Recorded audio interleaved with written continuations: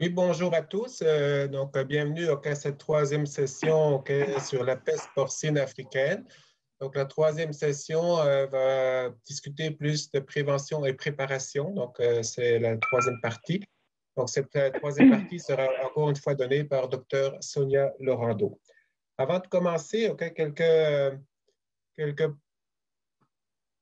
Attendez, là.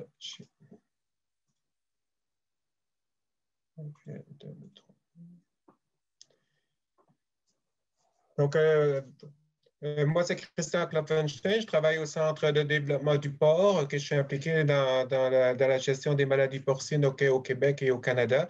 Donc, la plupart d'entre vous, vous me connaissez. Je pense que je n'ai pas besoin de faire plus de présentations. Donc, avant de commencer, aussi bien expliquer comment ça fonctionne. Ces webinaires, premièrement, vous ne pouvez pas vraiment parler, mais vous avez la possibilité d'écrire dans le chat, qui est accessible, dans le Zoom. Donc, en ouvrant le chat, vous allez pouvoir écrire des commentaires. Ce qui est important, quand vous ouvrez le chat, il y a un petit onglet en bas qui dit « Envoyer à ». Il est bien important de sélectionner tous les panélistes et participants. Donc, c'est quelque chose que je n'avais pas mentionné la dernière fois parce que par défaut, des fois, ça part comme il faut, puis des fois, ça ne part pas comme il faut. Donc, il faut s'assurer que vos commentaires soient envoyés à tous les panélistes et à tous les participants. Donc, sans plus tarder, moi, je vais présenter Dr. Sonia Lorando. Donc, Sonia a obtenu son doctorat en médecine vétérinaire avec une spécialisation en médecine industrielle porc et volaille de l'Université de Montréal en 1996.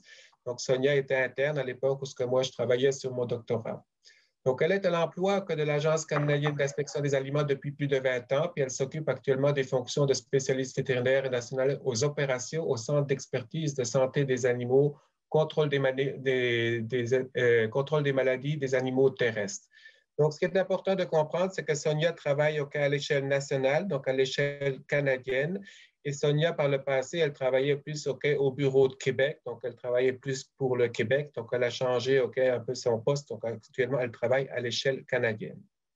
Donc, son emploi, ça consiste à contribuer au préparatif des mesures d'urgence. Donc, aujourd'hui, la thématique prévention-préparation, donc c'est plus dans son domaine de travail. Et des mesures d'urgence en cas d'introduction d'une maladie animale à incidence économique importante sur le territoire canadien à l'intérieur de l'Agence canadienne d'inspection des aliments. Donc, Sonia a déjà participé à la gestion de plusieurs maladies émergentes au Canada, entre autres l'influenza aviaire dans l'ouest du Canada. Donc, sans plus tarder, je peux transférer la parole à Sonia, puis elle va passer à travers cette troisième partie qui est prévention et préparation pour la peste porcine africaine. Merci beaucoup, Christian, pour l'introduction. Bonjour tout le monde et bienvenue à cette dernière session de 3 webinaires sur la peste porcine africaine.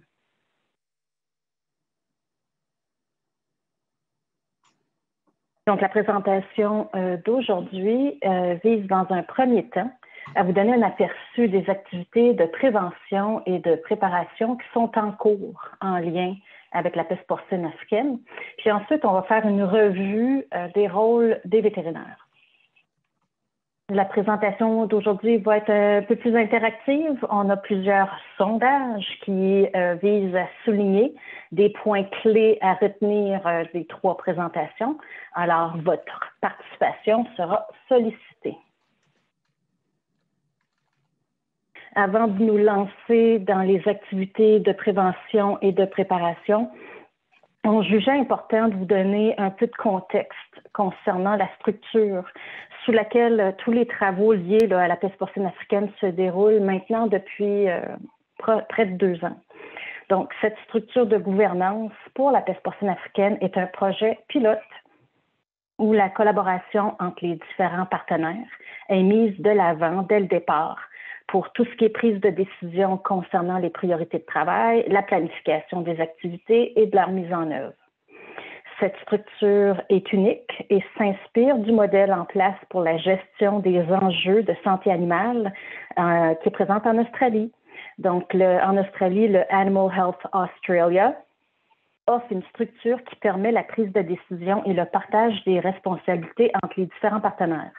Donc, le Canada est actuellement à explorer un concept de Santé animale Canada en utilisant la peste porcine africaine comme modèle pour son application.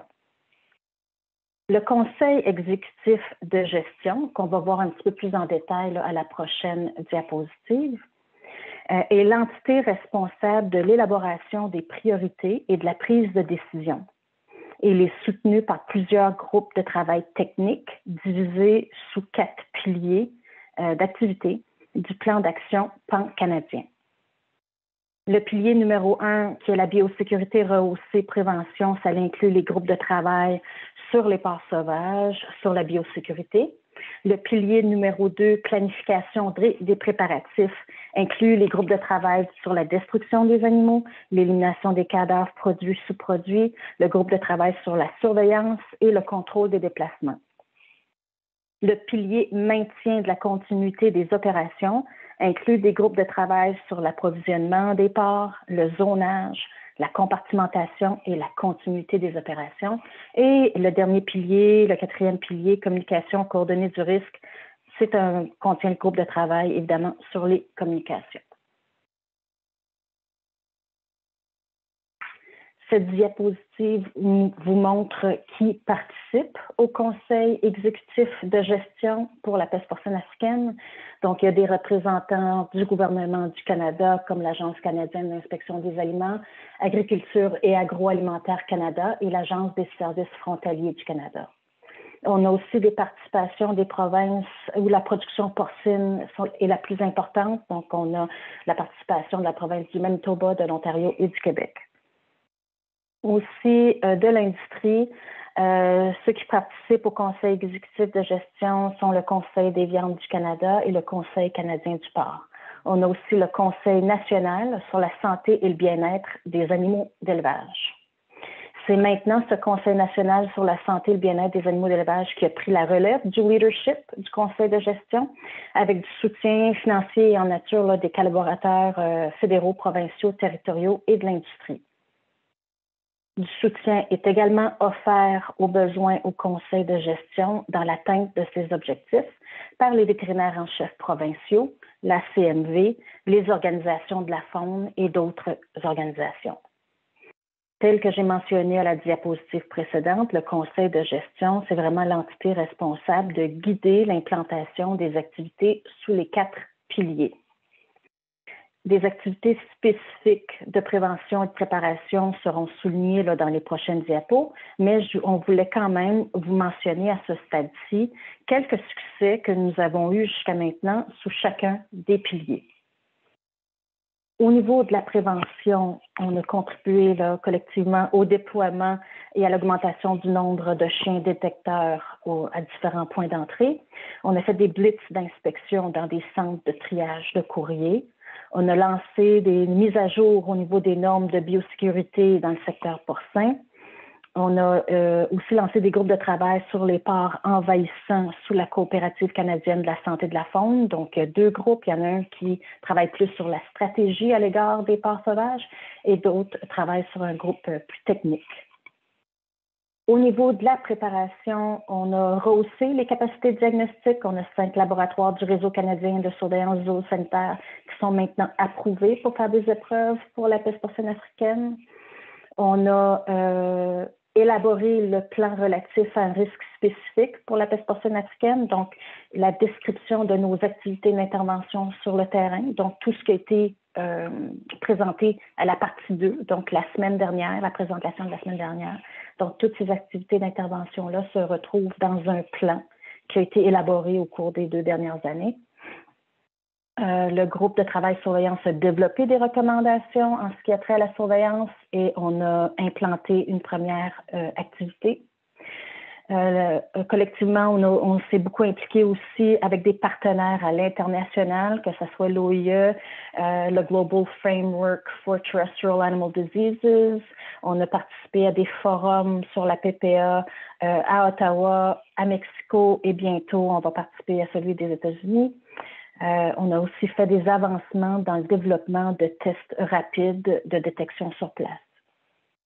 Au niveau de la continuité des opérations, le Canada s'est auto-déclaré à l'OIE et cette reconnaissance-là a été reconnue par l'OIE en juillet 2019. On a négocié des ententes de zonage avec différents pays. On a reconfirmé les ententes que nous avions déjà avec les États-Unis et l'Union européenne. Et on a débuté des discussions avec le Japon, la Corée du Sud, Taïwan et le Singapour.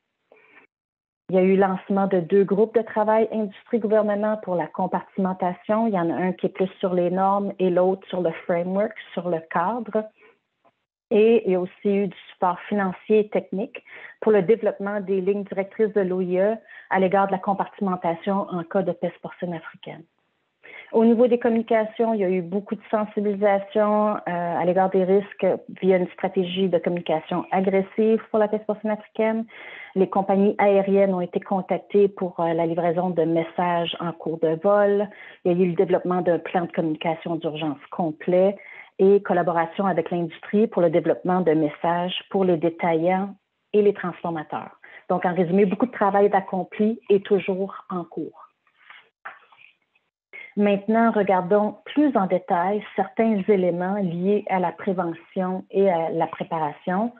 La meilleure façon de prévenir l'introduction de la peste porcine africaine au Canada est d'orienter les activités de préparation et d'avoir une bonne connaissance et une connaissance approfondie des voies d'introduction possibles de cette maladie-là sur notre territoire. Donc, on va commencer tout d'abord par un sondage. Donc, je demanderai à la CNV de mettre en place le sondage. Donc, c'est des choix multiples. Vous pouvez sélectionner toutes les réponses pertinentes. Vous allez avoir 1 minute pour répondre. Donc, la question, c'est comment la peste porcine africaine peut-elle être introduite au Canada? Donc, comment la peste porcine africaine peut-elle être introduite au Canada? Donc, vous choisissez les réponses qui semblent vous convenir.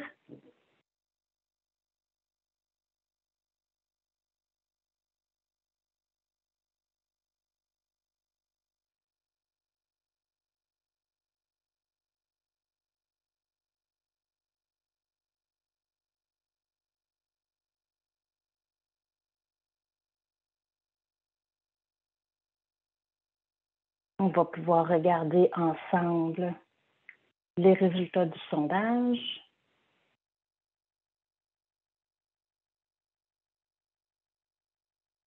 Merveilleux, donc vous connaissez déjà tout ça, exactement. Donc, c'était les trois énoncés étaient vrais. Donc,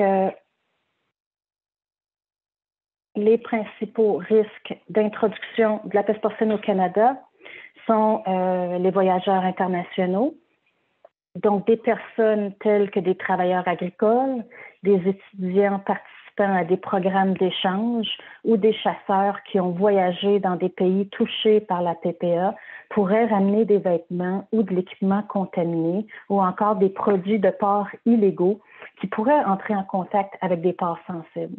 Nous avons parlé dans la partie 1 de la nature résistante du virus et du rôle des contacts indirects dans la transmission sur une longue distance de cette maladie. Les aliments de bétail. Le travail se poursuit en lien avec les aliments du bétail et l'incertitude demeure quant à son rôle comme source possible d'introduction.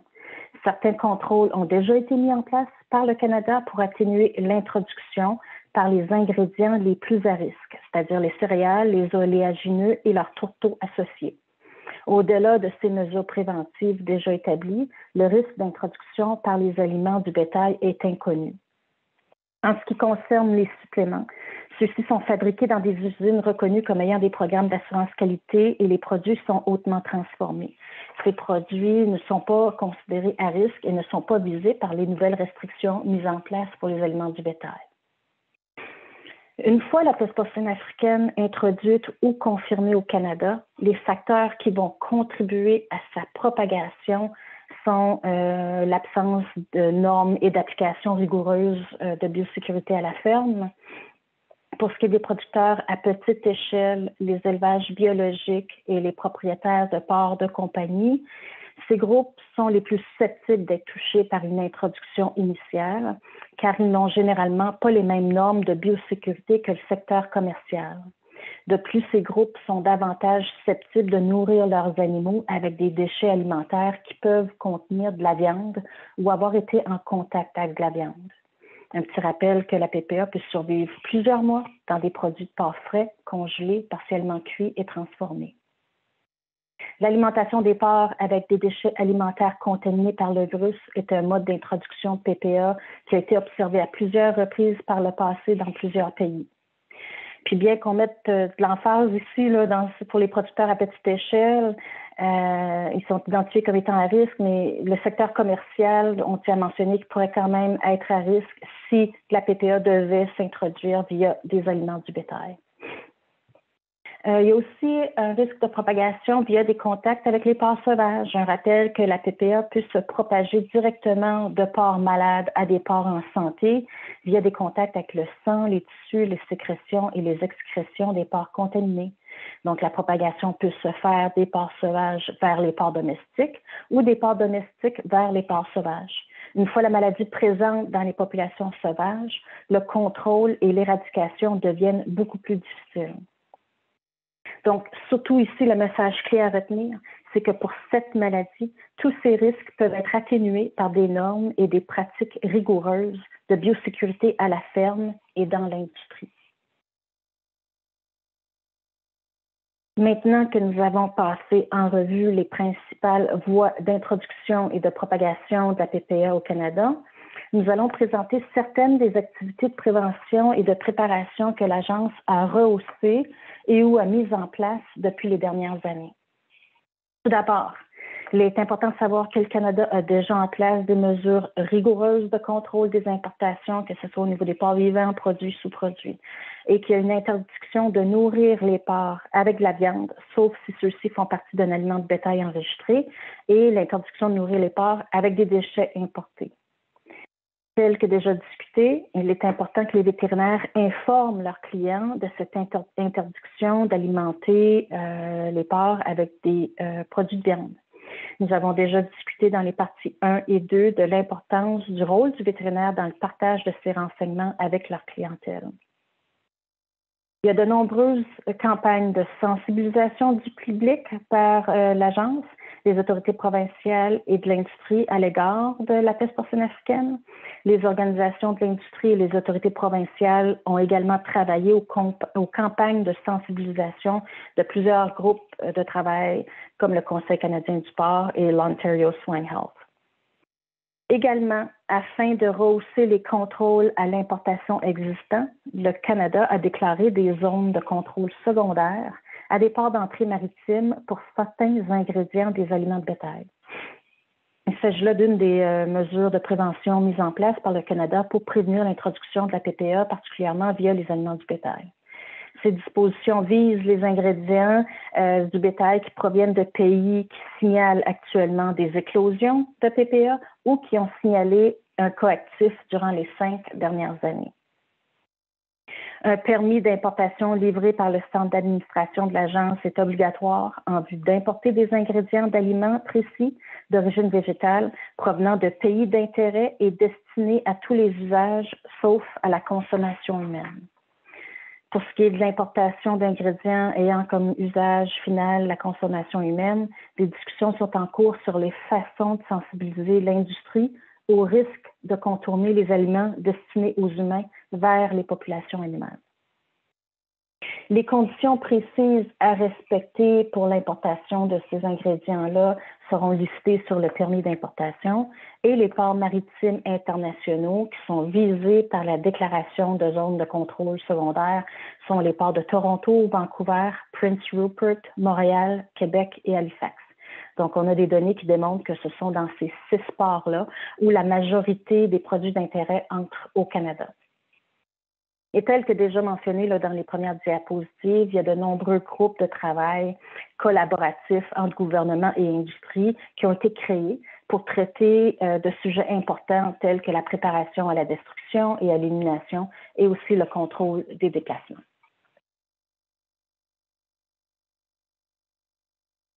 La sensibilisation des voyageurs, c'est aussi un élément important des stratégies de prévention pour la peste porcine africaine. Le site web de l'agence contient des renseignements disponibles aux voyageurs arrivant de pays touchés par la PPA. Également parce que l'on croit que le porc importé illégalement est l'un des premiers facteurs de risque d'introduction de la PPA au Canada, l'agence a facilité la présence d'une capacité accrue de chiens renifleurs pour détecter les produits de porc transportés par les voyageurs dans des aéroports qui reçoivent des vols internationaux en provenance de pays touchés par la PPA. Ici, dans la photo du milieu, on voit Ambrose, qui est un chien renifleur qui vient de détecter avec succès les produits de porc interdits. L'Agence des services frontaliers du Canada, donc la SFC, est autorisée par la Loi sur la santé des animaux et son règlement de fouiller les passagers et les choses qui entrent au Canada à la recherche de produits interdits tels que des viandes non déclarées. La SFC peut retenir et détruire des articles et émettre des avis d'infraction accompagnés d'amendes. Les vétérinaires ont un rôle important au niveau de la sensibilisation impliquant les voyageurs, en particulier les clients qui possèdent des exploitations porcines avec des travailleurs étrangers ou encore des clients qui aiment faire de l'agrotourisme en voyage.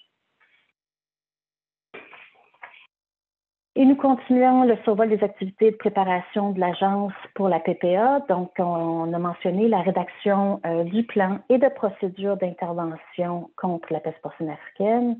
L'Agence a élaboré au cours des dernières années une politique et des procédures d'intervention en cas d'éclosion de PPA. Vous en avez eu un aperçu lors de la partie 2 de cette série de webinaires. Ce plan inclut toutes les mesures d'intervention prévues, incluant celles en cas de propagation ou porc sauvage. Ces mesures nécessitent la participation des autorités provinciales et ces discussions viennent juste d'être initiées. Pour chacune des activités d'intervention contre la maladie, telles que la biosécurité, l'épidémiologie, la destruction, etc., l'Agence a des procédures opérationnelles en place, élaborées par des experts en la matière dans chacune des activités d'intervention. Il y a eu la création de groupes de travail, donc tel que noté ici, plusieurs groupes de travail au Canada se consacrent actuellement aux activités de préparation. Certains sont dirigés par l'Agence, d'autres par Agriculture et Agroalimentaire Canada, et tous sont collaboratifs avec la participation des gouvernements fédéraux, provinciaux, territoriaux et de l'industrie. D'autres exemples d'activités de préparation sont la mise en œuvre de la surveillance pour la peste porcine africaine, donc on va en parler un peu plus à la prochaine diapositive, et aussi la compartimentation. Il y a actuellement des discussions à l'égard de son utilisation, à l'élaboration d'une norme nationale et d'un cadre pour son implantation. L'utilisation des compartiments est un autre outil pour atténuer les risques au commerce pour les producteurs participant au programme volontaire des compartiments. On vous rappelle que la compartimentation est distincte du zonage. Les vétérinaires pourraient avoir un rôle dans la mise en œuvre des normes de compartimentation et dans leur approbation. Il y a plus de travail est nécessaire sur cette question afin de mieux définir les rôles possibles. Il y a eu quelques présentations au cours des dernières semaines sur le programme de surveillance active pour la peste porcine africaine, donc le Canaveil PPA. C'est un autre exemple d'activité de préparation et la mise en œuvre d'une surveillance active pour la peste porcine africaine, donc le Canaveil PPA. Avant Canaveil PPA, notre système de surveillance passive était surtout basé sur l'exigence de déclaration de toute suspicion de PPA, avec quelques mesures additionnelles mises en place par le Réseau canadien de surveillance de la santé porcine via le Réseau au Québec, le ROSA en Ontario et le Réseau de surveillance de la santé porcine de l'Ouest canadien. Le groupe de travail a mis sur place pour la surveillance a estimé que ce niveau de surveillance qu'on avait jusqu'à maintenant ne suffisait plus. Alors, il a été décidé de façon collaborative d'en faire plus. Donc, des recommandations sur l'avenir de la surveillance pour la peste porcine africaine au Canada ont été élaborées. Il y a eu des discussions sur l'établissement des priorités et l'approche en plusieurs étapes de la mise en œuvre qui est fondée autant que possible sur les risques. Afin de superviser la mise en œuvre sous la direction du comité exécutif, Un noyau central d'experts du gouvernement et de l'industrie, y compris des vétérinaires praticiens, a été créé. La première activité, qui est la capacité des laboratoires du réseau à tester pour la PPE lorsqu'il s'agit, fait partie du diagnostic différentiel. Cette première partie-là a été lancée, je crois, cet été au mois d'août, et d'autres activités sont actuellement en discussion. Donc, maintenant, faisons une revue des rôles potentiels que les vétérinaires pourraient occuper selon les différents stades d'intervention en lien avec la peste porcine africaine. En temps de paix, les vétérinaires jouent un rôle important dans la détection précoce de la maladie, dans le signalement des cas suspects et dans l'éducation des clients. Première question. De quelles connaissances avez-vous besoin pour la détection précoce de la maladie et le signalement des cas suspects?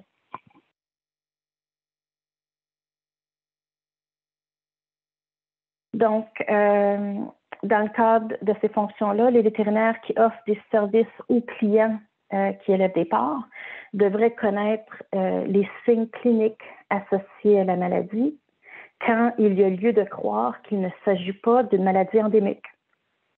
Comprendre les facteurs de risque d'introduction de la PPA dans un troupeau au Canada et être au courant là, globalement de la distribution de la maladie dans le monde.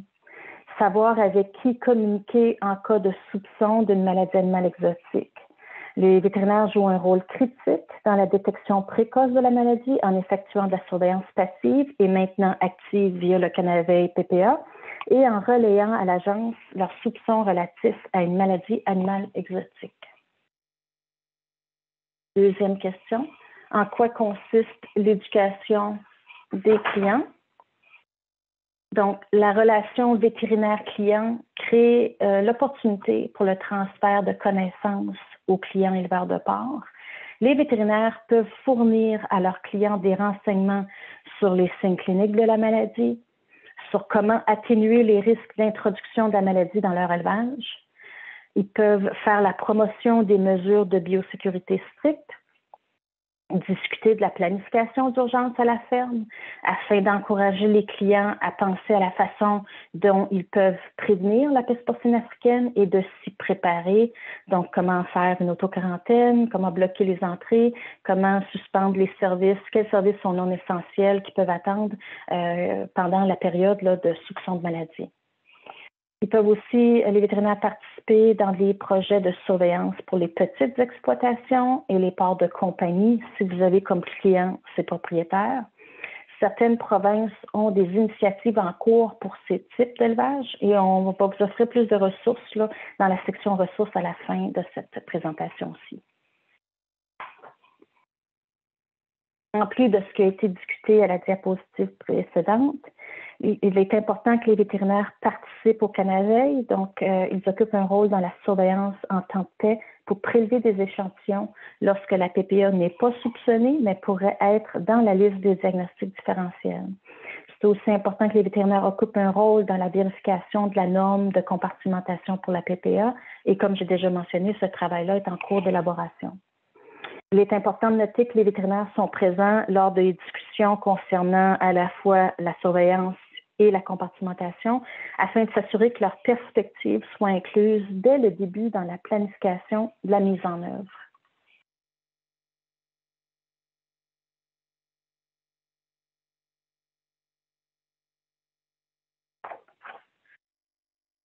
Maintenant,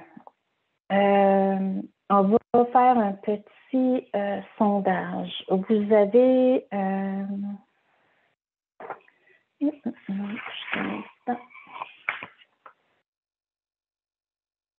Vous avez un de vos clients qui vous appelle et vous décrit une situation qui pourrait vous faire penser à de la peste porcine africaine. Que devez-vous faire si vous décidez de vous rendre sur place lorsqu'il y a un soupçon de peste porcine africaine? Donc, choix multiples, sélectionnez toutes les réponses applicables. On va vous donner 1 minute. Donc, que devez-vous faire si vous décidez de vous rendre sur place lorsqu'il y a un soupçon de peste porcine africaine?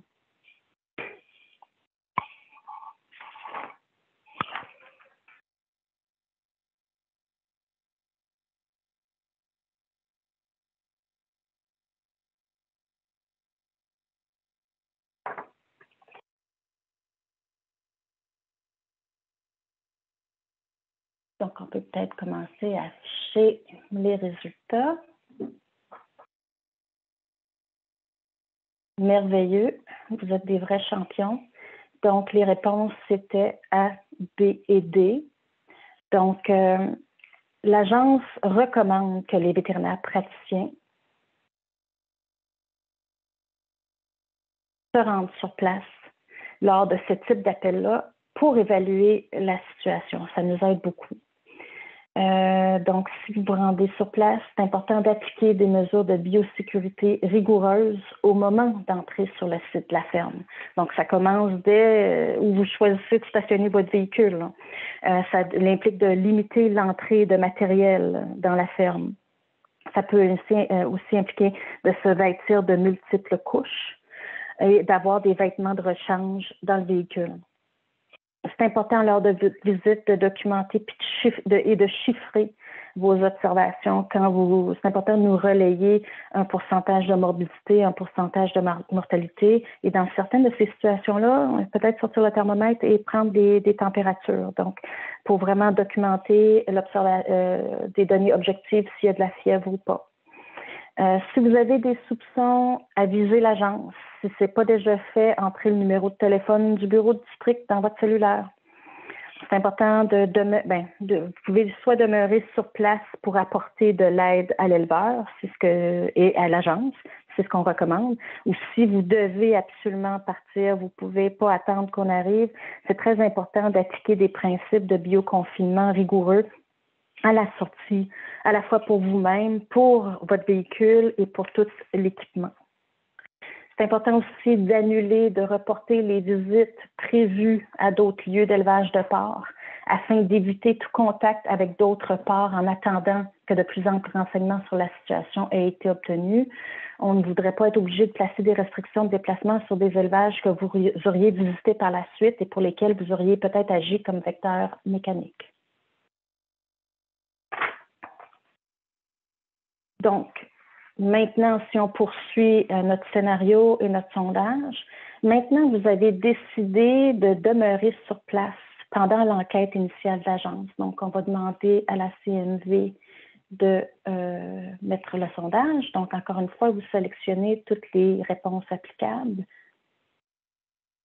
Donc, que devez-vous faire si vous décidez de rester sur place?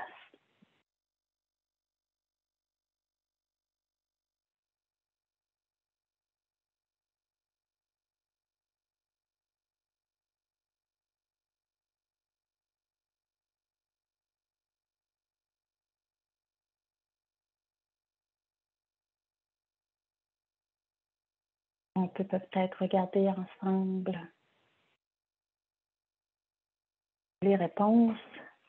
Merveilleux, les 4 réponses étaient bonnes. Si le vétérinaire demeure sur place jusqu'à l'arrivée de l'agence, c'est ce qu'on recommande, que vous soyez là. Lors de l'enquête par l'agence, le vétérinaire peut prêter du soutien moral, technique aux producteurs, peut-être agir là, initialement comme agent de liaison là, entre l'industrie et l'agence pour le bien du producteur. Être consulté de nouveau lors de l'enquête initiale sur place en vue d'obtenir son opinion d'expert sur l'examen clinique des animaux ou sur d'autres diagnostics possibles compte tenu des antécédents connus du troupeau. Le vétérinaire peut fournir de l'aide à l'agence pour l'examen clinique, pour la collecte d'échantillons de diagnostic ou pour faire des nécropsies. Le vétérinaire peut fournir de l'aide aussi pour la collecte de données épidémiologiques.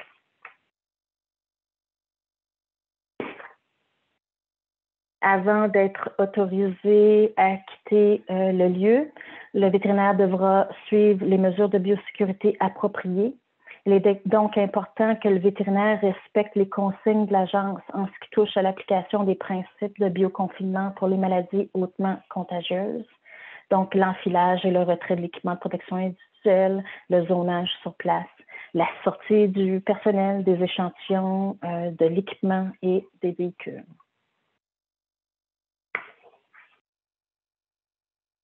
Donc, si on poursuit, quel est votre rôle à jouer si la peste porcine africaine est confirmée?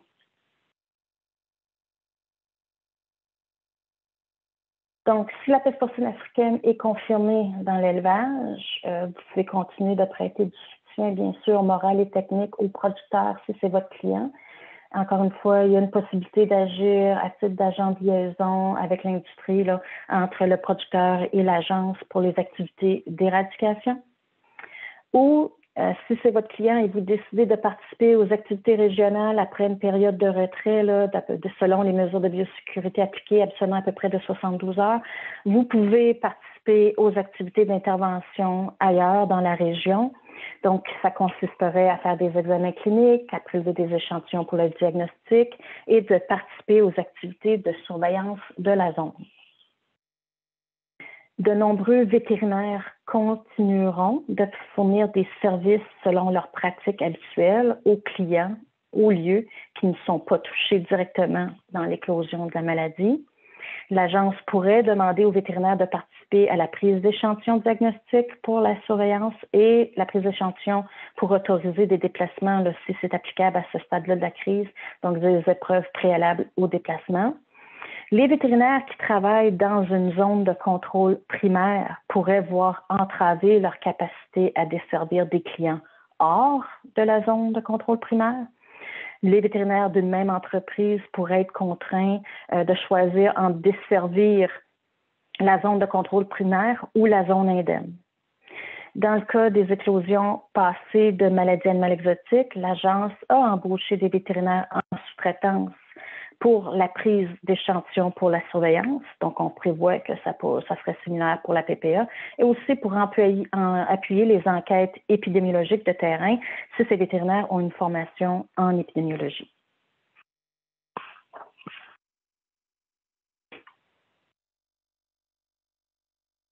Bien que le Canada soit actuellement exempt de PPA, il est important que les vétérinaires soient au courant de la reconnaissance clinique d'une maladie. Les vétérinaires jouent un rôle clé dans la détection précoce de cette maladie-là. Donc, à titre de rappel, et nous avons vu ceci dans la partie 1 des webinaires, quand devrait-on soupçonner la peste porcine africaine? Donc, les vétérinaires devraient soupçonner la PPA si jamais il y a un taux élevé de mortalité chez les porcs. Donc, dans le rappel que dans les exploitations plus grandes, il peut falloir de 2 à 3 semaines avant que les taux de mortalité ne dépassent le niveau de référence. Il est préférable pour cette maladie d'aussi rapporter la maladie sur une base d'enclos, 10-level mortality. Si les porcs montrent des signes cliniques compatibles avec ceux présentés lors de la première présentation, c'est aussi un bon indicateur. Quand aussi soupçonner la PPA, si les maladies endémiques et d'autres diagnostics possibles ont été écartés. Et aussi s'il y a présence de facteurs de risque d'introduction sur l'élevage, donc des antécédents de voyage international par le propriétaire ou les employés, et une exposition possible des porcs à des produits potentiellement contaminés ayant été ramenés de pays touchés par la PPA.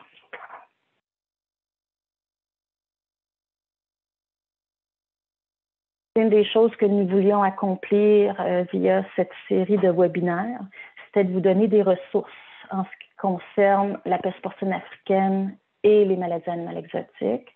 Donc, si vous allez sur notre site inspection.gc.ca, sous santé des animaux, vous allez avoir l'option, la petite mention « Trouver un bureau de santé animale ». Donc, cette diapositive vous montre où trouver les coordonnées des bureaux districts de santé des animaux. Puis, une fois que vous cliquez sur « Trouver un bureau de santé animale », vous avez la série de provinces et en cliquant sur les provinces, là, vous pouvez sélectionner la province et trouver le bureau district le plus près de chez vous et vous y trouverez les différentes coordonnées.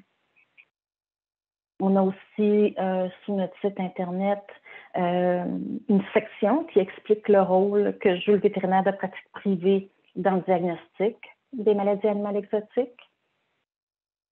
On a aussi une page dédiée là, à la peste porcine africaine, donc où il y a différentes sections selon le sujet ou la clientèle. Vous avez une section services et renseignements, sous laquelle on retrouve les mesures prises par le gouvernement du Canada et les questions les plus fréquentes concernant la peste porcine africaine. Vous avez aussi une section actualité où vous trouvez les mises à jour les plus récentes. Et vous avez aussi des sections dédiées aux producteurs, aux importateurs, aux propriétaires d'animaux de compagnie, aux voyageurs et aux chasseurs. Et en jaune, vous avez aussi un lien connexe vers les partenaires qui collaborent avec les autorités gouvernementales pour réduire les risques de peste porcine africaine. Dans le cadre de nos préparatifs pour cette série de webinaires, nous avons sollicité nos collègues provinciaux, territoriaux, afin de leur demander s'ils avaient des ressources qu'ils souhaitaient partager avec vous. Donc, vous trouverez ces ressources par province dans les diapositives de 22 à 26. Donc, ces ressources incluent de l'information à l'égard des petites exploitations, des porcs sauvages, des préparatifs d'urgence, des ports de compagnie, des initiatives provinciales, de l'information de l'industrie et la gestion des urgences.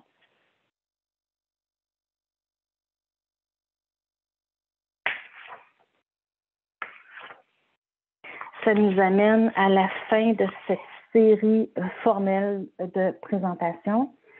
Merci à tous les collègues qui ont participé à la préparation des présentations, incluant la Dr. Amy Snow et la Dr. Bobby Lundquist. Merci aussi aux modérateurs, Dr. Christian Kloffenstein et Dr. Egan Brockhoff.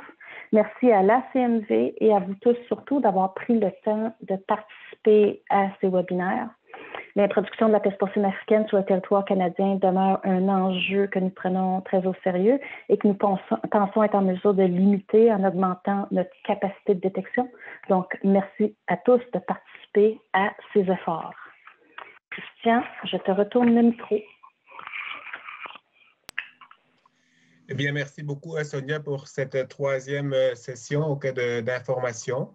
Donc, je voudrais revenir un peu sur les personnes qui participent, le groupe de panélistes. Donc, premièrement, on a Léa Manin, qui est de l'Association canadienne des médecins vétérinaires. C'est elle qui s'occupe de toute la logistique pour faire marcher le Zoom pour que ça fonctionne bien.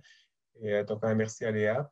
On a aussi Dr. Amy Snow qui participe actuellement par téléphone, donc elle ne peut pas voir les diapositives, mais elle peut certainement répondre aux questions s'il y en a tantôt. Et Dr. Bobby Lundquist qui travaille à Saskatoon dans les bureaux de l'Agence canadienne d'inspection des aliments, aussi dans toutes les mesures de préparation pour une gestion éventuelle d'une crise sanitaire associée à la peste porcine africaine. Donc, sans plus tarder, moi, je vais regarder les différents commentaires qui ont été faits. Donc, on va dans le chat. Donc, vous pouvez les voir.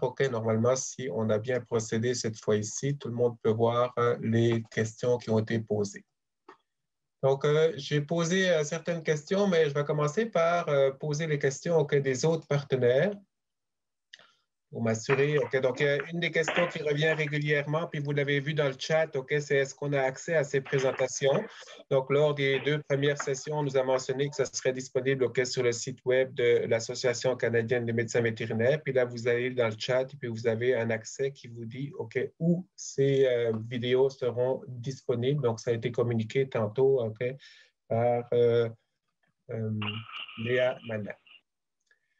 Dans les questions, maintenant, je peux regarder une question. Oui, il y a une question ici qui vient de André Brousse. Donc, la question, c'est quelles sont les mesures prises pour éviter l'introduction de matières premières infectées? André souligne ici les minéraux, les vitamines, des choses qui viennent de pays, surtout des pays asiatiques. Et oui, Sonia, j'aimerais que tu respécifies parce que je ne suis pas sûr que tu l'as mentionné. Il y a quand même des mesures additionnelles qui ont été proposées.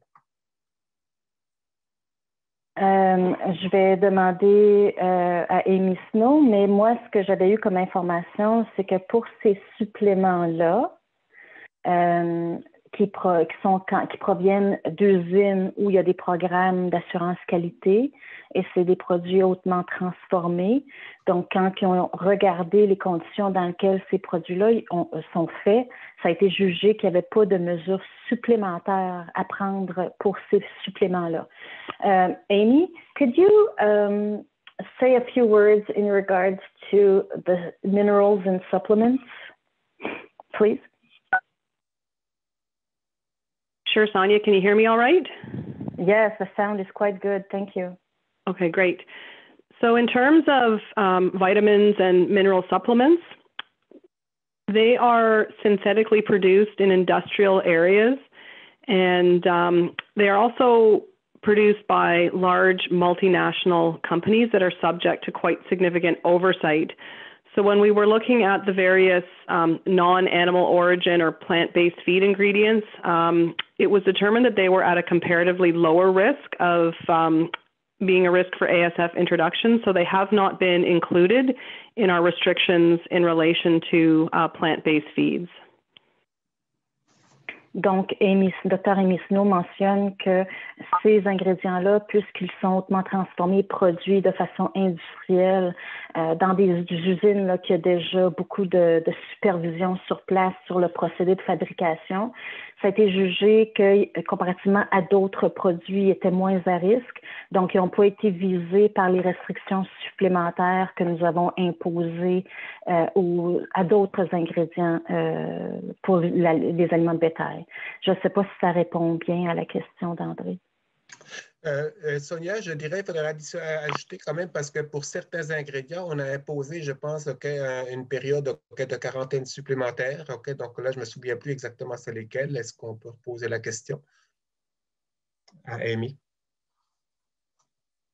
Moi, je croyais que l'imposition de quarantaine, c'était une initiative de l'industrie et non de l'Agence canadienne d'inspection des aliments. Amy, could you speak to the quarantine period applicable upon entry of certain of these ingredients? I had the impression it was an industry-driven recommendation and not necessarily driven by CFIA. Maybe I'm wrong. Yeah, thanks, Sonia. You're correct. We're using the suggested hold times that the Canadian Pork Council advocates on their website. And that information has been extrapolated from work that's been done in the United States through various research projects. And we continue to evaluate the evidence to determine if we need to make any adjustments to those particular hold periods.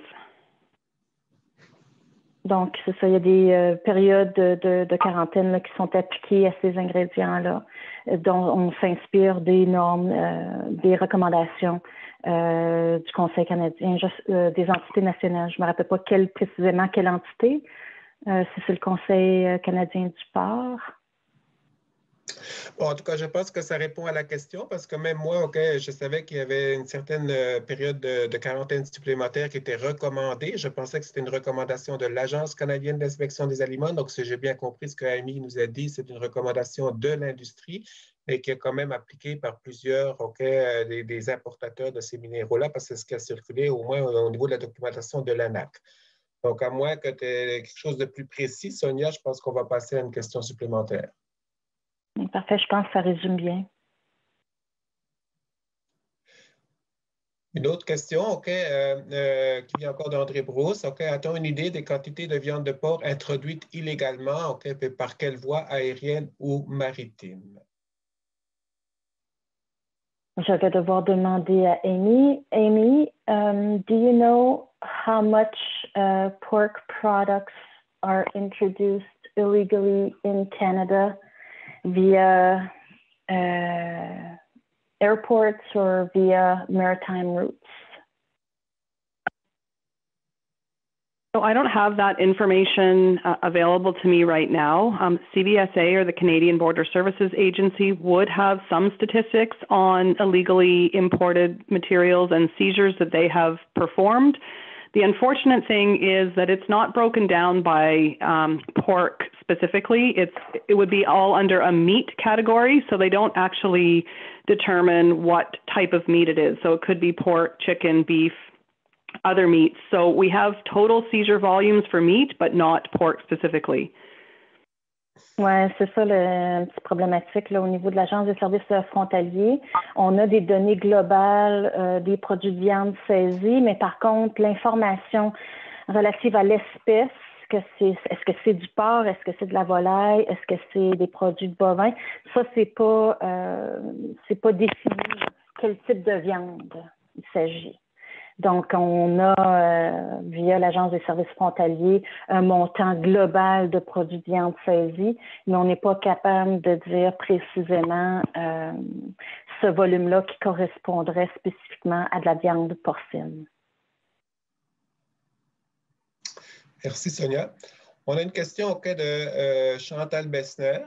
Donc, si je comprends bien la question, c'est sûr que tu as mentionné dans la présentation que l'Agence canadienne d'inspection des aliments, le Canada fait de la promotion pour les pays qui sont pris avec la PPA, pour avertir les voyageurs, sensibiliser les voyageurs pour ne pas ramener, pour ne pas nous contaminer avec la peste porcine africaine. La question, est-ce qu'on fait aussi la même promotion aux voyageurs qui voyagent dans des pays où il n'y a pas de peste porcine africaine actuellement, ou c'est juste les voyageurs qui viennent de pays qui sont contaminés par la peste porcine africaine? Puis la question, est-ce qu'on devrait faire la promotion de ces préventions à l'ensemble des voyageurs? Bref, c'est ça la question. Est-ce qu'on fait juste aux voyageurs qui reviennent des pays ou c'est une sensibilisation qui est faite à tous les voyageurs, peu importe le pays d'où ils arrivent?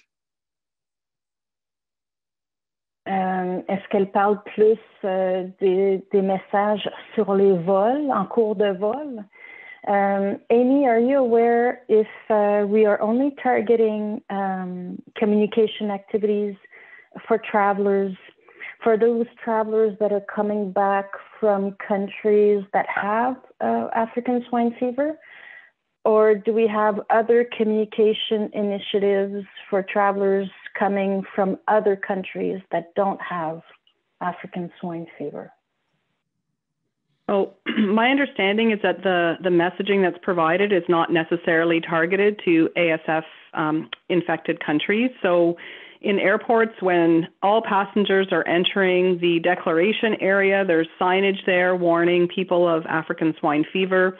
As part of the routine declaration process, there's questions about agricultural items. So, have you been on a farm? Are you intending to go to a farm? Are you bringing back agricultural products? So we're trying to reinforce these messages for all travelers, not just people returning from ASF-infected countries. Oui, c'est ça. On essaie de regrouper tous les messages à l'attention de tous les voyageurs parce que c'est pas juste la peste porcine africaine, là. Il y a aussi la fièvre afteuse. Il y a d'autres maladies qui peuvent être introduites des mêmes façons.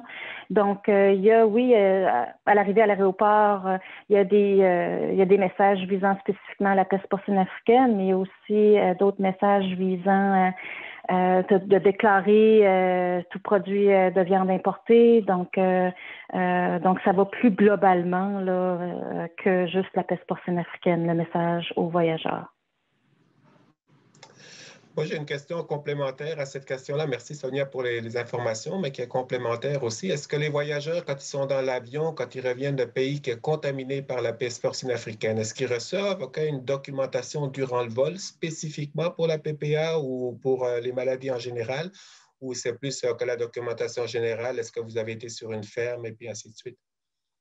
Moi, j'avais l'impression que le message était via des petites vidéos, là, mais je vais demander à Amy s'il y a du papier.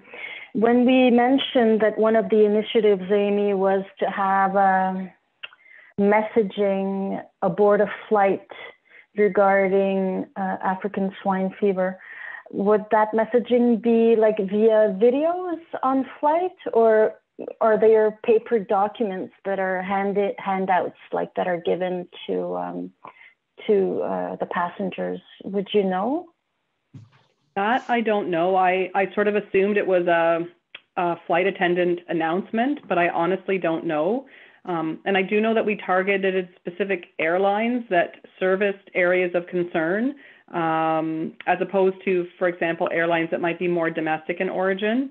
But we would have to seek additional information from our communications team on exactly how the messaging was delivered. Oui, c'est ça. On va demander à notre équipe de communication pour avoir plus de détails spécifiques sur comment ces messages-là ont été livrés à bord des avions. Est-ce que c'est via des vidéos? Est-ce que c'est via l'agent de bord? Est-ce que c'est de la documentation écrite? C'est des compagnies aériennes là, qui ont plutôt des voyages à l'international, qui ont été ciblés, là, et non des compagnies aériennes pour des vols domestiques. Donc, oui, c'est ça. On va vérifier au niveau de notre équipe de communication, Christian, sur la façon précise. Okay. Merci. Okay. Là, j'ai une série de questions ici.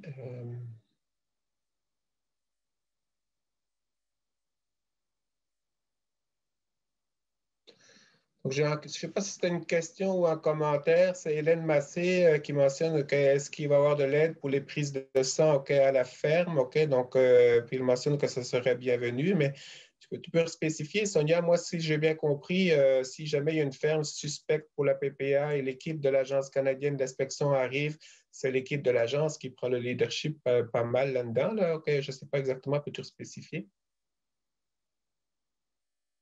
Oui. On a vu à la partie 2 tout le processus de comment faire une enquête initiale à la ferme en cas de soupçon d'une maladie animale exotique. Donc, c'est vraiment l'Agence canadienne d'inspection des aliments qui déploie là, ses fonctions de contrôle des déplacements, de biosécurité, de diagnostic et d'épidémiologie sur le terrain. Ouais. Donc, tout ça, c'est mené par l'Agence canadienne d'inspection des aliments. Merci. J'ai une question de Christiane Blanchet. Une question, est-ce que la peste porcine africaine est présente au Brésil, Cuba, République dominicaine, bref, les diverses destinations soleil choyées par les Canadiens? Je vais vérifier avec Amy pour le statut actuel là, pour l'Amérique centrale et du Sud. Amy, would you have a recent update for the status of African swine fever in Central America and Southern America? I thought it wasn't present. You're correct. Yeah, at the current time, there is no ASF in any of North, Central, or South America. There were cases of ASF in some of the Caribbean countries back in the 80s, but obviously those were eradicated and have not been reintroduced. Oui, on a même eu des vétérinaires ici à l'agence qui ont été déployés à Haïti à l'époque pour éradiquer la peste porcine africaine à l'époque. Mais d'après nos connaissances, non, c'est ça, à ce moment-ci, ça a tout été éradiqué. La peste porcine africaine, il y a bien sûr la peste porcine classique, là, mais si on parle juste de la peste porcine africaine, ça a été éradiqué de ces pays-là.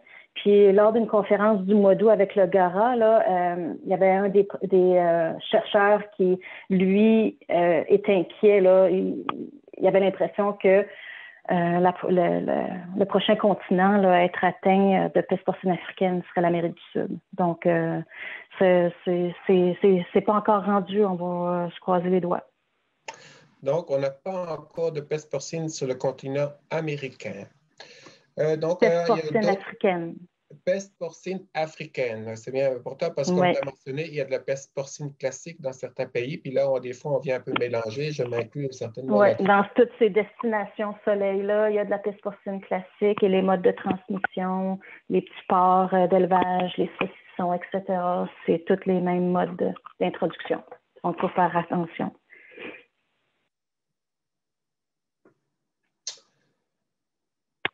Oui, moi j'avais deux questions, que c'était les miennes que j'ai écrites. Là, je revenais avec mes questions à moi. À un moment donné, tu as parlé qu'il y avait une campagne de sensibilisation qui avait été déployée au Canada pour rejoindre le grand public.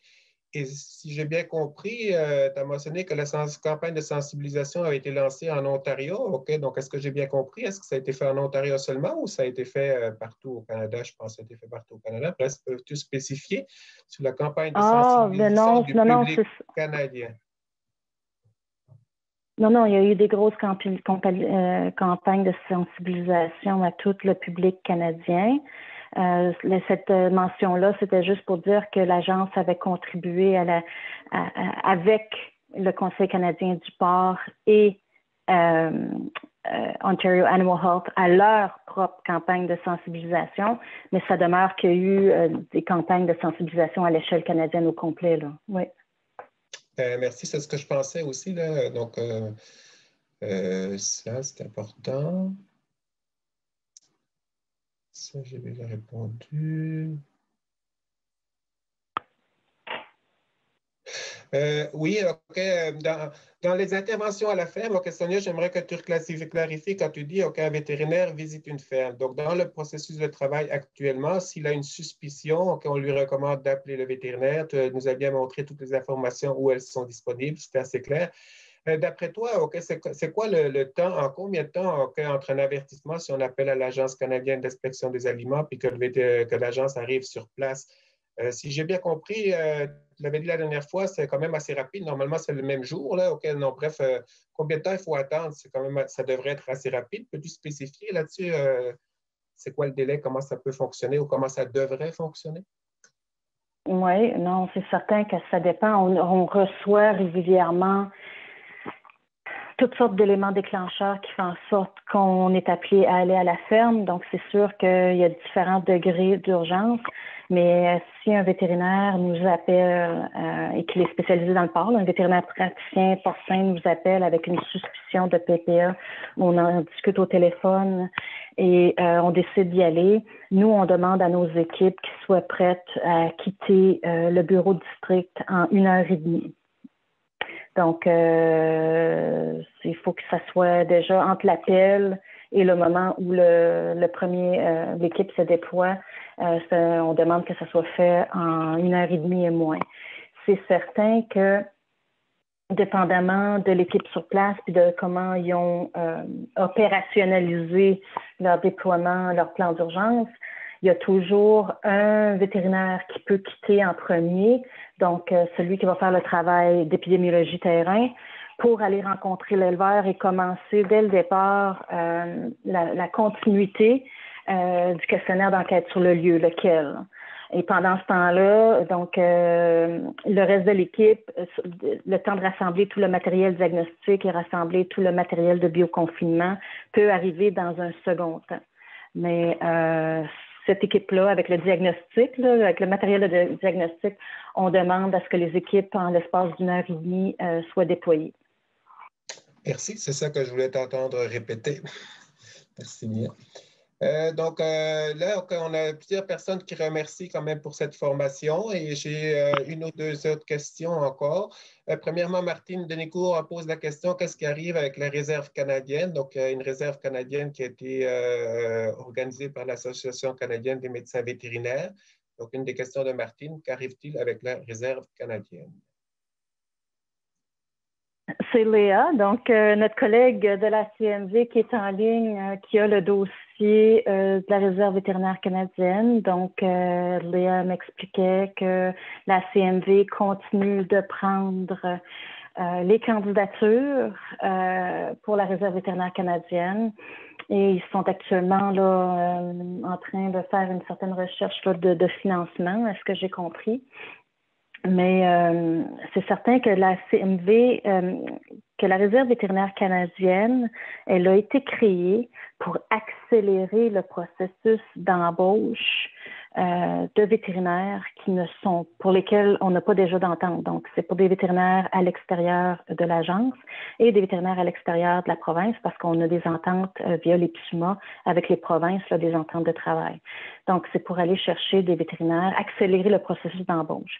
Mais ça demeure que, tu sais, oui, on voudrait passer par la réserve, mais il y a aussi d'autres moyens, d'après ce que j'ai compris, qu'on pourrait aller aussi chercher les vétérinaires directement si jamais on voit que c'est un peu lent du côté de la réserve.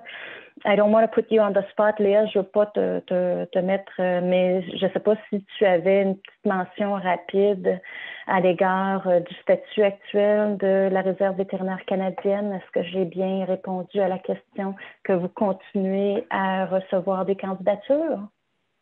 Oui, c'est exactement ça. On continue d'accepter de nouveaux membres. Et je pense que vous avez parfaitement répondu. J'ai rien d'autre à ajouter.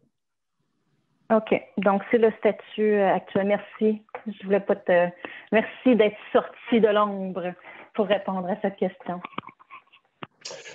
André Brousse pose une question complémentaire qui vient juste d'arriver. Est-ce que l'Agence canadienne ou l'Association canadienne des médecins vétérinaires, est-ce qu'il y a quelqu'un qui a le pouvoir de réquisitionner des médecins vétérinaires pour travailler dans un cas de PPA?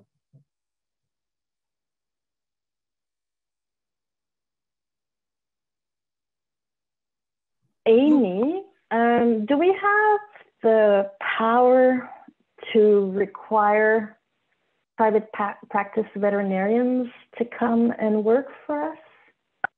We've never had that problem, though. There always seems to be many volunteers, but if we didn't have any volunteers, like how would we go and do we have the power to require them to participate to eradication efforts? No, I don't think we have that authority under our existing legislation at all. OK. Non, ce ne serait pas du côté de l'Agence canadienne d'inspection des aliments. On n'aurait pas le pouvoir d'ordonner la participation de ces vétérinaires-là. C'est une bonne question, mais ça ne s'est jamais posé parce qu'on a toujours eu assez de volontaires jusqu'à maintenant, là. Okay. Moi, j'ai une dernière question avant de passer à plus de généralités. Okay. La dernière question, ça vient encore de Chantal Bessner, encore une fois par rapport aux aéroports. C'est sûr qu'aux aéroports, on a discuté tantôt tout le principe de message, de sensibilisation des gens. Mais il y a aussi des méthodes de détection. Est-ce qu'il y a des méthodes de détection de la peste porcine africaine dans les aéroports? Et entre autres, il y a toute l'histoire des chiens qui ont fait les nouvelles. Bref, est-ce qu'on a les méthodes de détection dans les aéroports? Peux-tu donner un peu d'informations? Des méthodes de détection à part les chiens? Il y a parce qu'on a augmenté quand même. Mentionner, là. Est-ce qu'il y a d'autres choses que les chiens? Bref, c'est un peu ça. Mon Dieu, j'essaie de voir.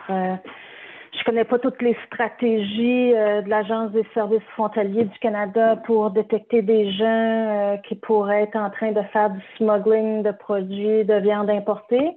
Il y a, c'est ça, là, on a augmenté la quantité de chiens renifleurs, donc qui eux sont présents pour des vols ciblés. Et les produits sont saisis et sont considérés comme des déchets internationaux, donc ils sont contrôlés à ce moment-là, sont soit envoyés à des incinérateurs ou des décharges, des lieux d'enfouissement où ces déchets-là sont recouverts très rapidement après leur arrivée. Je ne sais pas si, à ma connaissance, il n'y a pas d'autres méthodes de détection. Est-ce que peut-être que Chantal pourrait élaborer un peu plus sur qu'est-ce qu'elle avait en tête quand si elle avait quelque chose, une autre méthode de détection en tête, là? Oui, Chantal, si elle a d'autres idées en tête, mais je voulais au moins que tu parles des chiens renifleurs. Hein? Donc, on a augmenté le contingent de chiens renifleurs au Canada, que c'est principalement pour détecter des pièces de viande, si je comprends bien. OK, Sonia? Oui. Puis on en a parlé là, avec la photo d'Ambrose là, dans la présentation, que ça, c'était une des réussites au cours des 2 dernières années, qu'on a contribué à augmenter beaucoup le nombre. C'est certain qu'à cause du COVID, là, la formation là, de chiens de la 2e batch, là, c'est ça que c'est un peu ralenti. Mais avant COVID, il y avait eu une première cohorte là, qui avait été formée là, puis qui était opérationnelle. Là. Bien, merci, ça fait pas mal le tour. Donc, j'ai deux autres questions qui sont plus générales, puis il y a aussi un message général à la fin. Donc, si les gens ont d'autres questions, il faut les écrire dans le chat, là, mais ça fait pas mal le tour.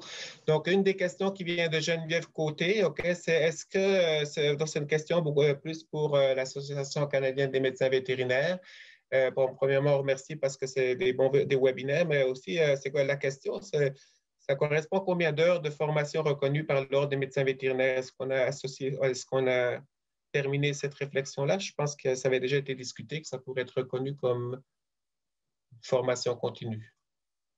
Amy or Bobby, would you have any idea on the process of continuing education credits? Do we know at this stage how many hours, ou bien Léa, peut-être qu'elle sait, how many hours would be given for CE credits? Do we have this information? So Sonia, I don't think anything was formally done in terms of continuing education for these webinars. I think a lot of the provinces have the opportunity to enter the hours that they participate in specific activities if they're not like an officially sanctioned event. So I would suggest that people, calculate the number of hours they participated in these discussions and include that into their license renewal if that's how it's done in their particular province. I don't think there's anything else. Oui, il y aura pas de certificat. Yes, Bobby? Yes, it's Bobby. Just one other comment that the CVMA did say that they would be able to provide like a notice or a record of participation for participants to take back to their association to see if it would be recognized. OK, donc la CMV aurait mentionné qu'elle serait en mesure de produire un certificat par le principe de vos enregistrements, une attestation comme quoi que vous avez participé à ces webinaires-là. Là, c'est pas, I'm not too sure of how they must proceed to obtain that if they're not necessarily members of the CVMA, but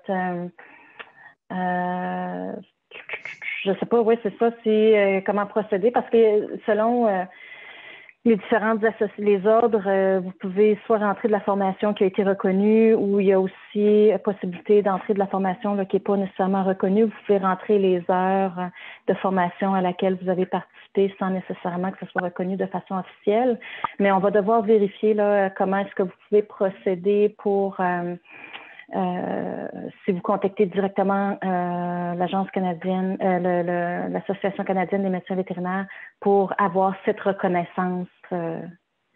Léa, est-ce que toi, tu es en mesure de dire aux gens comment ils peuvent procéder s'ils veulent faire reconnaître ces heures-là? S'ils veulent obtenir une attestation de la CMV comme quoi qu'ils ont participé à ces 3 webinaires-là?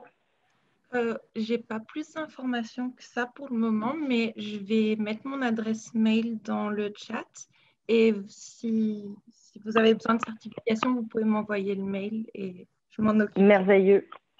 Merveilleux, merci beaucoup.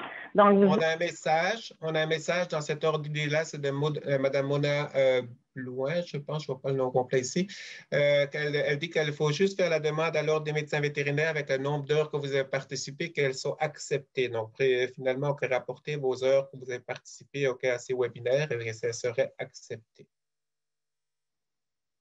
Donc, ça, c'est bien. Donc, j'ai une autre question de Martine Denicourt. Est-ce que les chiens renifleurs sont disponibles pour tous les aéroports avec vols internationaux ou juste dans certains aéroports? Amy, for the detector dogs,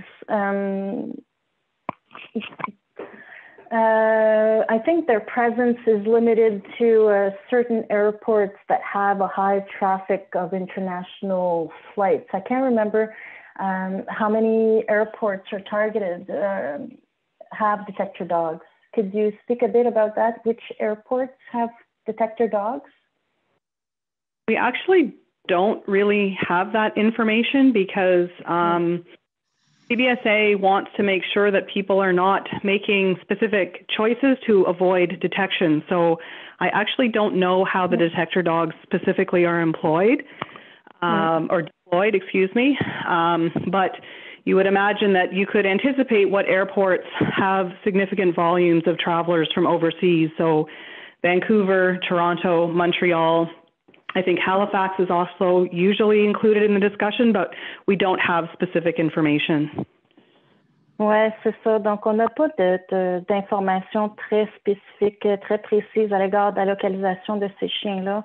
Comme on ne reçoit pas l'information spécifique sur quels vols sont ciblés et c'est le genre d'informations que l'Agence des services frontaliers du Canada garde un peu là, pas secret, mais en tout cas, ils ne l'ont pas divulgué à nous parce qu'ils veulent quand même pas que ça devienne prévisible là, et que les gens changent leur itinéraire de vol là, pour éviter certains aéroports plus que d'autres. Donc, c'est pas, mais c'est les grands, oui, c'est sûr que c'est les grands aéroports, mais on n'a pas plus d'informations à ce stade-ci là, sur quels autres aéroports sont visés par le programme de chien renifleur. Ouais, merci beaucoup. Il me reste deux commentaires finaux. Okay. Bon, premièrement, tantôt, Madame Léa Manin nous a partagé sur le chat les hyperliens vers les présentations PowerPoint. Donc, si vous avez eu l'occasion de les copier, en tout cas, ils sont au moins disponibles. Donc, ça se retrouve sur le site de l'Association canadienne des médecins vétérinaires. J'aimerais aussi remercier le dernier commentaire que je voulais faire avant de clore la session, c'est que pour les gens qui viennent du Québec, donc vous êtes tous au courant que si jamais il y a une suspicion de peste porcine africaine, il faut appeler aussi l'équipe québécoise de la santé porcine, donc c'est quand même bien important. Donc l'équipe québécoise, le personnel de l'équipe est capable de vous donner aussi du support si jamais vous avez besoin de support en cas de suspicion de peste porcine africaine.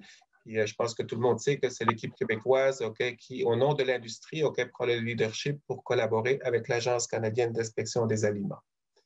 Donc, ça, c'est pour les gens qui sont du Québec. Donc, on a ici quand même un forum qui est francophone. Donc, on a aussi des personnes qui viennent d'autres provinces. Donc, mais je pense que c'est principalement du monde du Québec, si j'ai pu regarder tantôt, mais un peu du monde aussi d'autres provinces. Donc, ça termine cette session. Donc, je voulais remercier Sonia, toute l'équipe qui a fait le travail. Et dans le chat, il y a plusieurs autres personnes aussi qui t'ont remercié, Sonia. Donc, tu peux aller voir le chat. Donc, il y a des commentaires positifs quand même par rapport au travail qui a été réalisé. Donc, à moins que tu aies un autre commentaire pour clore la réunion, Sonia, je vais te laisser le dernier mot. Et puis après ça, on va terminer la réunion. Non, mais je voudrais vraiment remercier tout le monde d'avoir participé. J'espère que ça vous a convenu comme moyen de outreach, d'aller vous chercher, de vous rejoindre, de vous transmettre l'information de ce qu'on connaît jusqu'à maintenant puis de ce qu'on fait jusqu'à maintenant. Donc, merci de nous laisser savoir que vous appréciez ce mode de livraison d'informations-là, puis en espérant que vous en ayez appris beaucoup. Puis nous aussi, on a beaucoup apprécié les questions. On est en train de préparer un document, Q&A, questions et réponses. On regarde chacune des questions après les présentations. On prend le temps de regarder vos questions dans le chat et on est en train de préparer des réponses. Éventuellement, ça va être un document qui va être disponible en français et en anglais. Donc, c'est ça. On vous remercie d'avoir participé en si grand nombre et de trouver ça important de rester toujours à l'affût de cette maladie-là. Donc, merci. Merci beaucoup à tout le monde et ça termine la réunion. À une prochaine.